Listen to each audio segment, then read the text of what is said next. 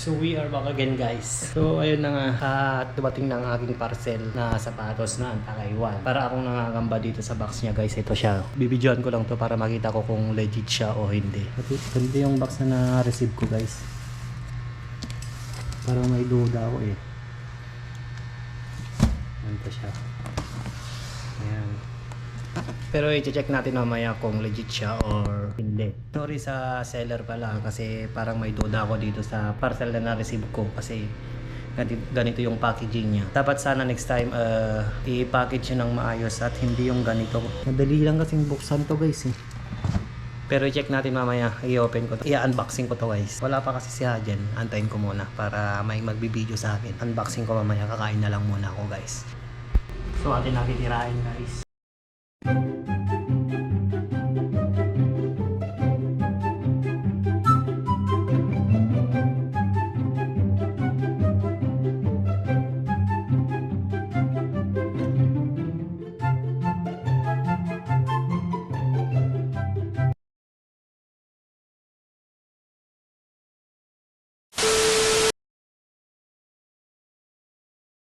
Hello, dia.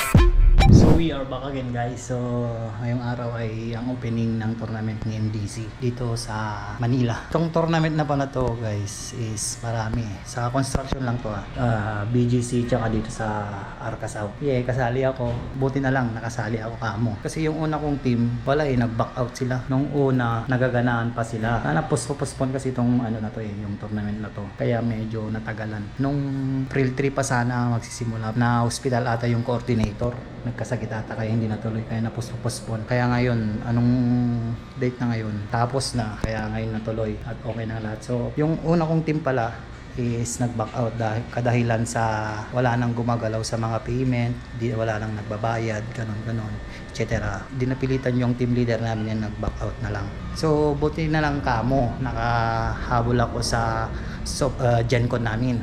May slot pa na isa, so yun, nakakuha ko, tapos nasali ako. Kaya ito ngayon, pupunta ako ngayon, nagre-ready na ako papunta doon. So kita-kits na lang doon, let's go!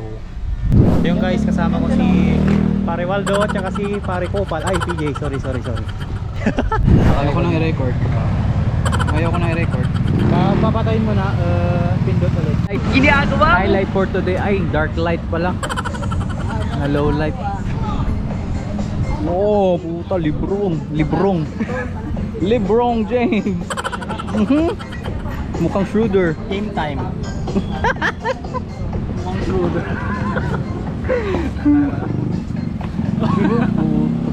Yawa. Grabe. Mukhang Schroeder. Napakalupit ng dila. Ito, wala pang krimen, suspect na. Ay, mali. Gagi boy, paano ba i-stop na? Mali yung delivery ko boy. Next time na lang boy. Ginagawa mo. Kahit di mo ganun, wala na, dark na. Dark na yan. Ginagawa mo. Alam mo na, pag pag may laro to. Alam mo na ipiprint mo. Kahit wala na ako dyan sa try, chat mo ako kaya ako na mag-edit. Tara. Ito, nauubos na yung battery sa iyo eh. Dalawa, maglalaro na ito mamaya. Isang bangko. Picture tayo mamaya, pre. Isang pahinga. Nag-uusap yung dalawang magbabangko mamaya oh. MVP, most bangko player. Naambon ba? Hindi pala tayo. Papasok na sila sa Taguig Center for Disaster Management. Ang dalawang MVP, most bangko player. Ay, sorry pala. Simula pa lang ng Kalbaryo, hagdan agad. Mamaya bangko na naman.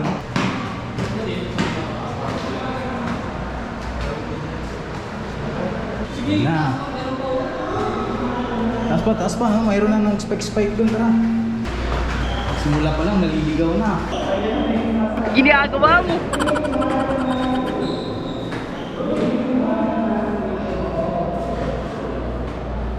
Ito na lang, di Please, saan na kayo?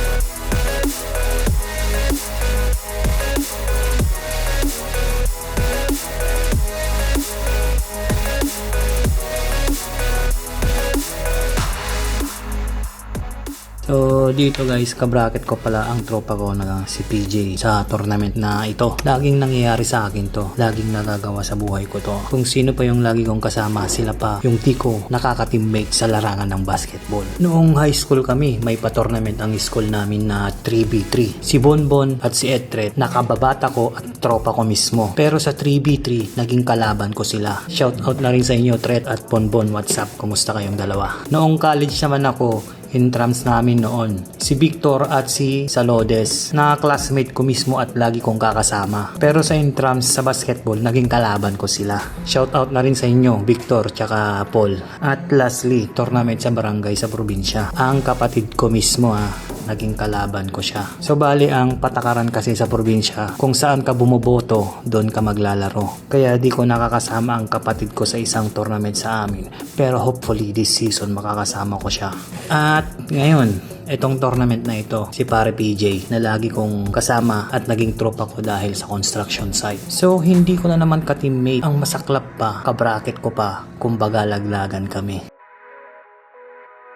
Buhay talaga no? Kung sino pa talaga yung lagi kong nakakasama, sila pa yung nakakalaban ko sa larangan ng sports. Siguro sinubok talaga ako ng Diyos para mas mag-grow kasi walang ibang magtatayo at tutulong sa akin kundi ang sarili ko. Mas maganda sana kung tropa mo at nakakasama mo ang maging teammate mo para kahit papaano mapakita mo ang totoo mong laro. Diba? Kumbaga mas komportable ka sa laro at mas komportable ka makipaglaro. Parte lang siguro ng buhay ko to. Kaya tuloy lang. Thankful pa rin ako kasi binigyan pa rin ako ng pagkakataon para makapaglaro. Tingnan nyo kung gaano kakupal tong kasama ko guys. Sige. Pagkita mo. Kamuwi! Lago ka! Panis! Panis! Supporting friend! Ang kupal mo, Brad. Ha? Kupal mo Tingnan nyo guys kung gaano ka-supportive tong tropa kong kupal. Ito ngayon si Bunso. Angas ni Bunso. Sino? So pagkatapos nga ng opening ceremony ay tumambay muna kami. Kasi ang alam ko may laro kami ngayon. Sa schedule kasi na binigay sa basketball, second game kami. Pero kinulang sa oras. Kaya nanood na lang kami saglit tapos umuwi na rin. Ay!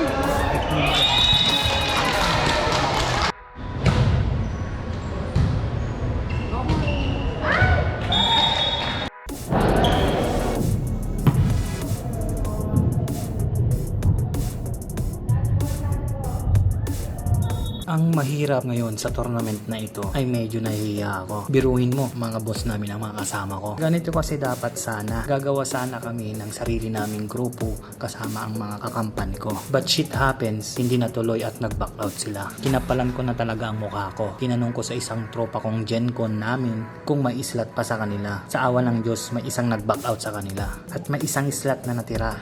Kaya kinuha ko na. Ang galing, di ba? Gagawin lahat para sa laro, para sa basketball. Nakakahiya at medyo nakakailang minsan. Na-OOP kasi ako pero tinatry ko pa rin na ipakita lahat ng aking makakaya sa laro. I will give my best shot. Ano pa ba? Diba? Nandito na ako. Dapat galingan ko na lang to. Dapat maipakita ko na I'm one of the best. Wow, English yun Lord, yeah. Kung umabot ka pa sa video na ito ay maraming salamat sa suporta at panonood. So hanggang dito na lang guys. This is Luwing TV. Thank you for watching. Peace!